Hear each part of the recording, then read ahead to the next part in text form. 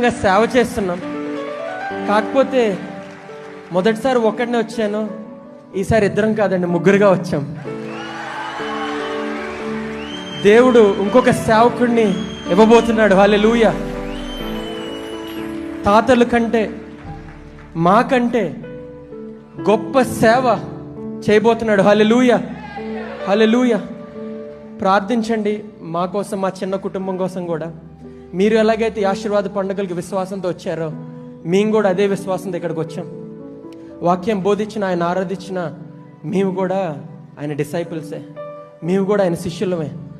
ఆయన తప్ప మాకు ఇంకొకరు లేరు, ఆయన తప్ప మా బ్రతుకులు మార్చేవాళ్ళు ఎవరు లేరు.